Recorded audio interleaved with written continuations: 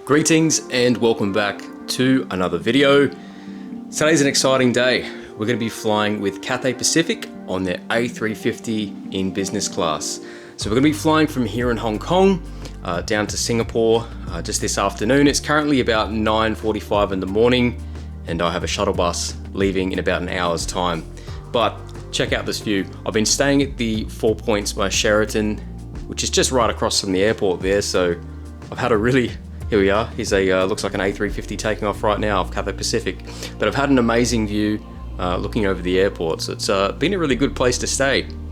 But anyways, yeah, yesterday I flew down from Tokyo with Japan Airlines on their 787-9 in premium economy, which was my last video. If you want to go check that one out if you haven't seen it already. But yeah, that was a really great experience. I really enjoyed that one. Anyways, we'll head down to the reception soon. And we'll get on the shuttle bus and make our way over to the airport.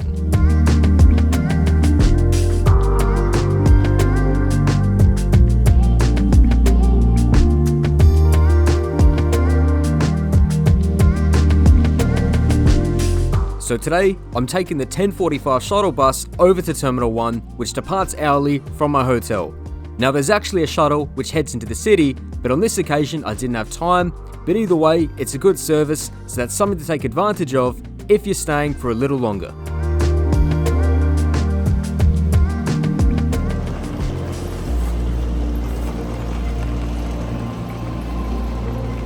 Alright, so we made it to the airport now.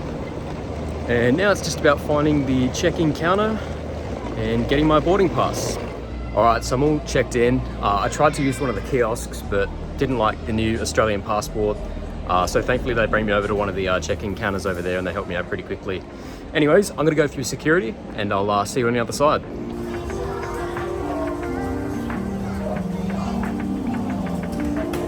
So once through customs and security, I had to catch a train to get myself closer to the Cathay Pacific, the Pier Business Lounge, not too far from my gate. And at this point, I'm just remembering how damn huge this airport is, as it's been a good 5.5 years since I was last in Hong Kong. But I suppose it's no major surprise, as Terminal 1 is one of the largest passenger terminals in the world, covering around 570,000 square meters.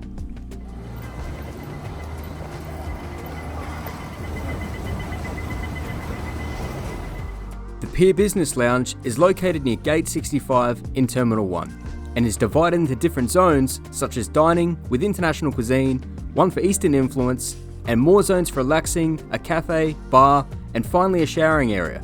And since I have an hour and 45 minutes to kill today, I thought I'd take advantage of the showering area as the place is huge and doesn't look overly busy. So I'm just inside one of the shower rooms here at the Cathay Pacific Pier Business Lounge. You have a bit of a look, it's quite nice. Hopefully that music isn't too loud and it's going to copyright. We'll see what happens, I guess. And we'll have a look at the shower. Nice little rain head there. But yeah, this whole lounge is huge. It's easily one of the biggest ones I've ever been in. I'm someone who doesn't obviously travel business all the time, but it's definitely one of the biggest I've ever seen. And I just love the design of it too. It's like super modern, clean, and just like a nice look. Now, as mentioned, it's definitely one of the nicest lounges I've been to, and with my last half an hour here, I went over to a seating area situated from the dining and bar areas to relax and get a decent view out of the floor-to-ceiling windows onto the tarmac. I think aside from just about catering to everyone's needs, the place is so big that even with a couple of hundred people in here, it doesn't feel busy or full whatsoever. Okay, I've just left the lounge. Just come up here to somewhere to sit down just for a little bit, check out the views, these sorts of things. Yeah, if you haven't seen my channel before, you can probably get the idea that I love flying. I love aviation, so always happy to come and have a look outside the window. But yeah, the verdict is, that's probably the best lounge I've ever been to. I mean, fair enough, I'm not like some of these massive, aviation YouTubers that fly in first class all the time, these sorts of things. I've never actually flown first class. It's actually a goal of mine, quite soon actually, to fly first class. Usually I've just always utilised points to try and maximise how many flights I can get. So yeah, it is a goal of mine. I can be completely honest. It's funny, when you make this sort of like aviation content, I generally don't like to watch too many other people because I don't want my opinions to be swayed. especially by people that fly all the time. I just want my real own opinion of how I feel, and especially someone like myself who doesn't fly business class very often. These sorts of opportunities and experiences are, they're good fun, and I can't complain. I'm just trying to enjoy every moment. But anyways, I better walk down to my gate, leaving from gate 25 today. Currently it's 64, so let's get walking.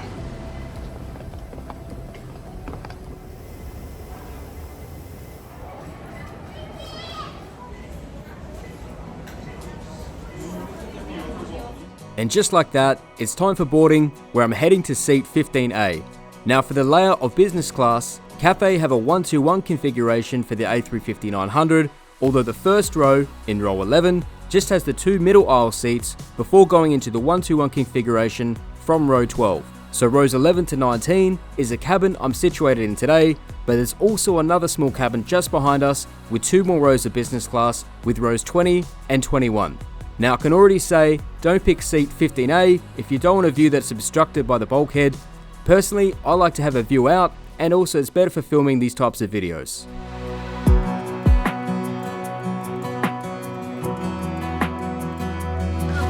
I'm still waiting for someone to actually come and ask about my special meal request. Long story short is I have celiacs, so it means that every flight, generally I need to have a gluten-free meal.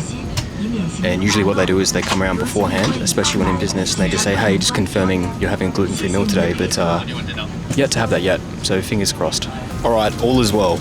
Just when I was talking then, one of the crew came over and yeah, they confirmed that I definitely have my gluten-free meal. But yeah, this is an awesome view, being able to look at the front nose gear. Awesome. Now, as I generally do, I had a brief look over what the options were for other passengers, and I have to say, the sound of grilled prime Australian beef tenderloin with red wine sauce sounds pretty good.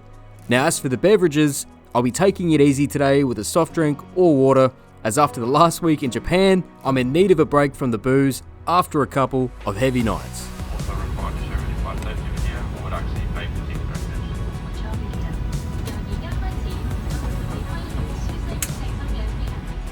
So just when it seemed we were about ready for pushback, the captain, who is also an Aussie, came over the intercom and advised us of a significant amount of weather to the south of Hong Kong. So air traffic control have slotted us in for pushback in another 35 or so minutes. So it's looking like we'll be about an hour behind schedule today, but thankfully I can think of much worse places to be with a small delay.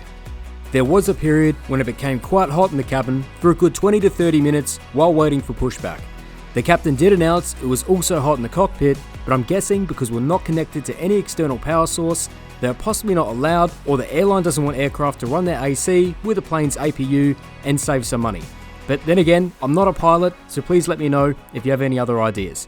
The cabin crew did come around with water bottles and apologise about the heat and delay. All in all, it was spot on with the communication, and we began pushback exactly to the estimation given to us by the captain.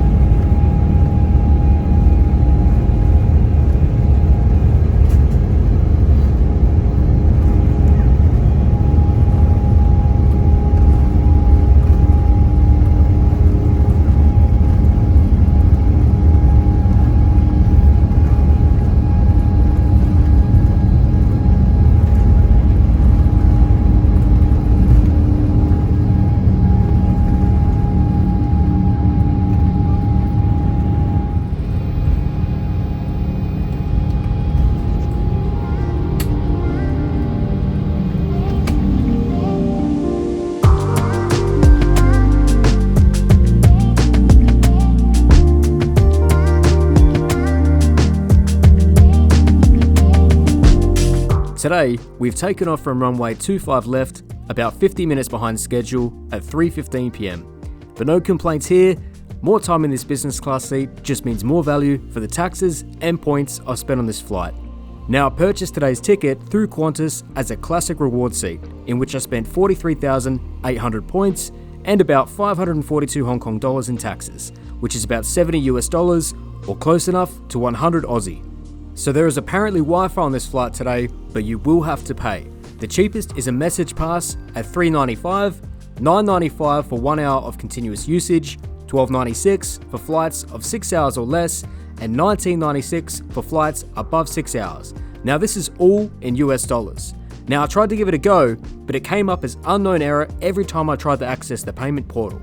I asked a crew member, when she came around to hand me a drink and some snacks, she suggested to try once again when we stabilise, which I assume meant cruising altitude, but still to no avail for the remainder of the flight, which is disappointing.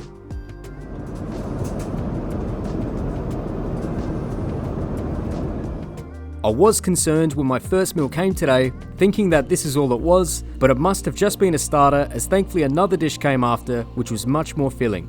Now I was hoping for a nice steak, as that is also gluten-free, but just in case, I need to stick to the GF meals for the special dietary requests, in case they smother it in a sauce or a gravy that I can't have. Now they did ask if I would like some ice cream, fruits or cheese for dessert, but today I just had the fruits and a nice jelly.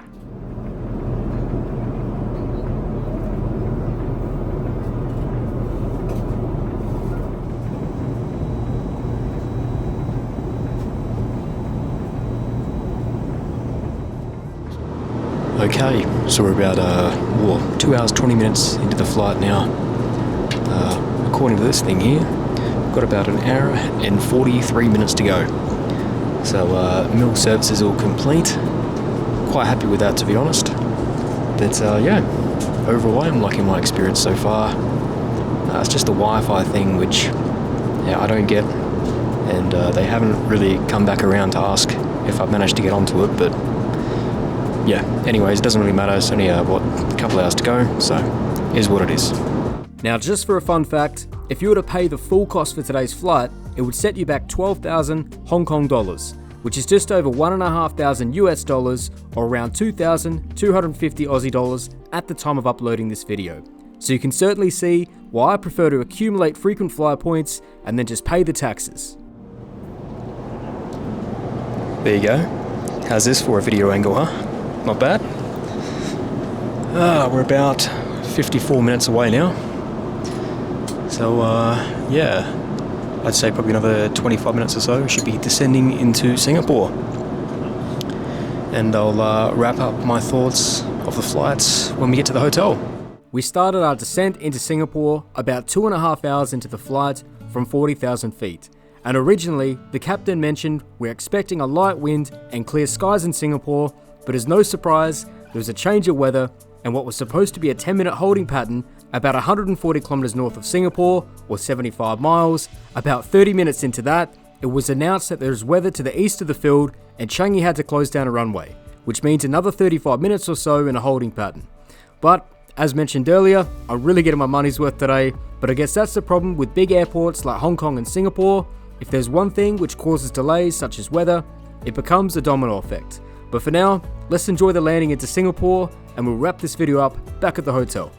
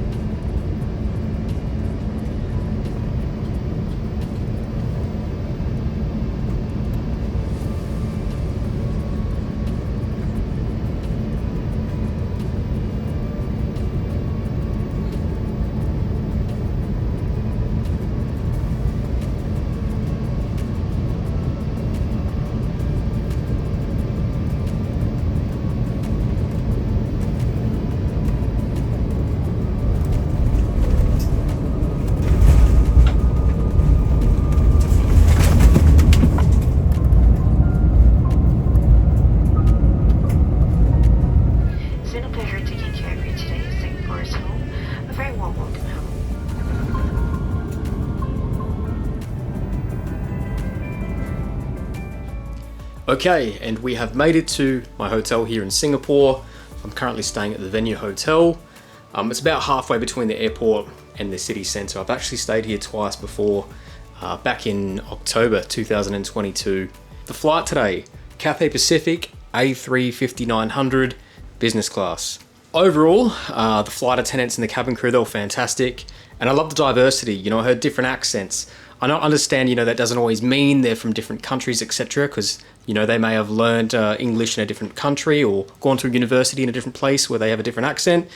But, you know, I heard an English accent, I heard an American accent, and then I heard like a local sort of English Hong Kong style or that style accent as well. So, yeah, I think diversity was always fantastic, especially when it comes to air crew.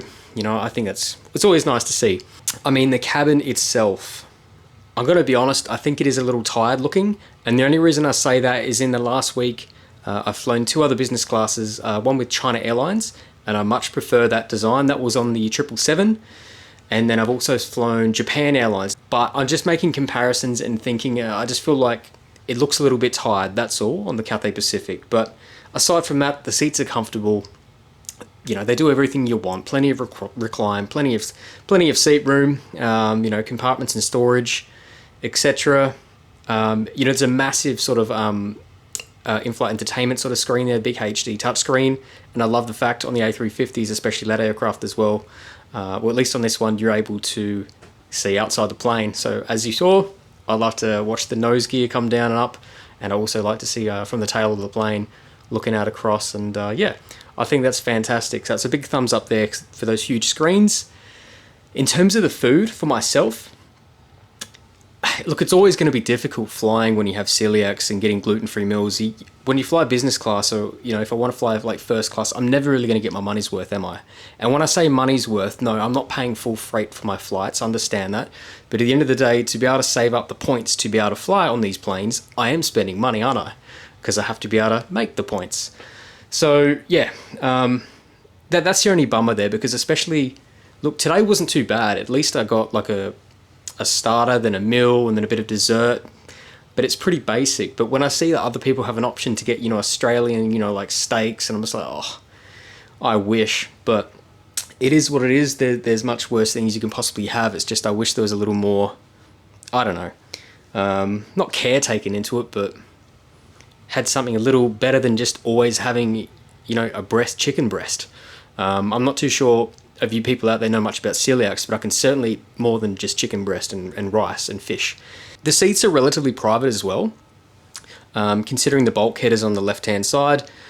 Just one big thing, don't select seat 15A if you can. It's difficult for me to try and get my phone around to be able to try and film outside when we're flying, but anyways, guys, I'm rabbiting on. I know I've been speaking for about 5 minutes now. We'll wrap this one up. Thank you so much if you've watched all the way through. I really do appreciate it.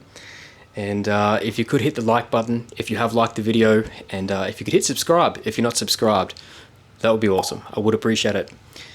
Anyways, I'm starving. I'm going to go try and find some food here where I'm staying.